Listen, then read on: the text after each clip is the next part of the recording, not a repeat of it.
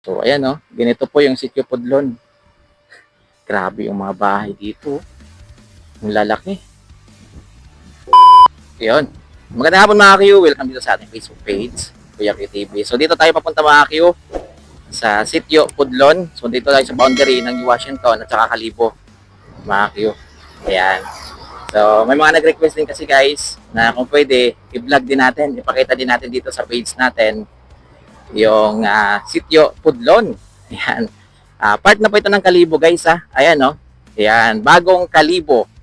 Ayan, welcome to the Municipality of Kalibo.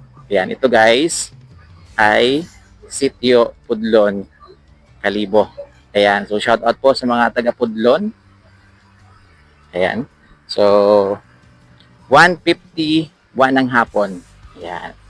So ganito lang guys yung kalsada dito papasok ng Pudlon.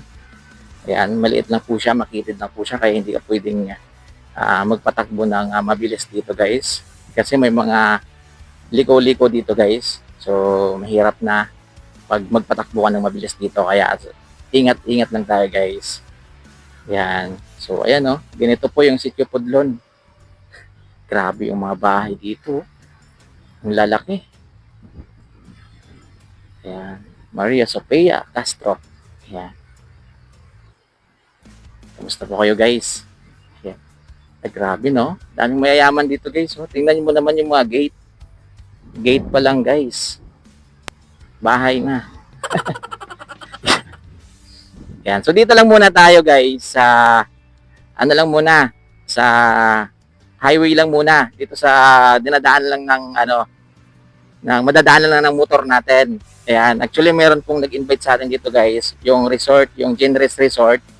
Yan, so na-invite tayo guys. Sasadyain ko na lang siguro yan. Puntahan na lang natin. Pasyalan natin. Yan.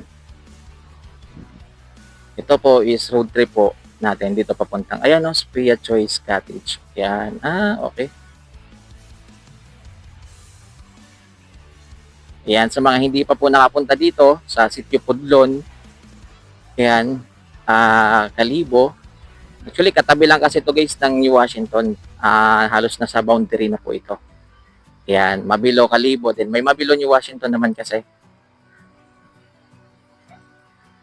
Ayan no. Genres. Yan, resort. Yan. Ano kayong puntahan natin guys?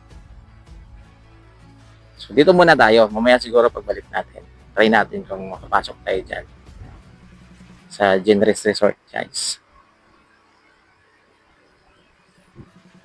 Yun, shout out po sa mga taga Sitio Pudlon. Ayan. Kalibo, Aklan.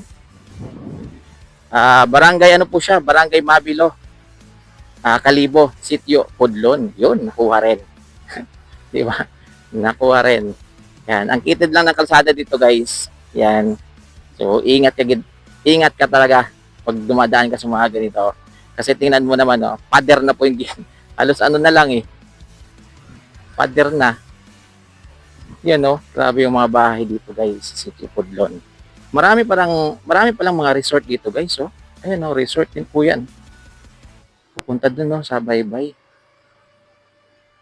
Yan. So, diretso lang muna tayo. Yan. Kasi yung bahay nang nag-request sa atin guys, dun pa sa dulo. Yan. Sabi niya, dun pa daw sa dulo yung bahay nila, pasukin daw natin dito, ipakita natin. Kasi medyo matagal-tagal na daw siyang hindi nakaka-uwi dito guys. So taga dito pala si ma'am. Yan. Yan no. Doon. Dami ng bahay dito. No? Halos mga bahay na rin. Yung nandito sa Sitio Pudlon. Kalibo. Tapos ang gaganda pa ng mga bahay nila guys. Hindi biro yung bahay nila. Yan no. Napaka-konkrito. Ayan. Hello po sa inyo. Namamas ko po. Ayun o. Dagat na. Ayan. So may mga gumagawa dito guys. So, construction. Ayan. Bahay. Ayan. Bahay na naman. Ayan. Hanggang dito simentado pa rin. Ayan. Highway pa rin hanggang dito. Ayan. Diretsuin natin. Ayan. Yung genre siguro guys. babalikan ko na lang yan. Ayan. Ibang episode po yan ng vlog natin. Ayan, pasensya na sir, hindi po ako nakatuloy dyan. Ayan Maria Beach Resort. May Maria Beach Resort pa pala dito. Ayan, nabubulol na naman ako. Ayan. Pasensya na kayo guys kung medyo hindi maganda yung audio natin. Hindi ko alam kung ano yung audio ng ano natin ngayon. Wala kasi akong monitor. Hindi ko kasi naririnig yung sinasabi ko. Ayan. Ito na pala yung dulo. Ito na pala yung dulo guys. Baga, dagat. Ayan di ba? Ayan, yung sitio Pudlon. Ayan, isusi natin. Ayan, dito. Ayan, may mga bangka. Ayan, ganda dito. Wala pang seawall.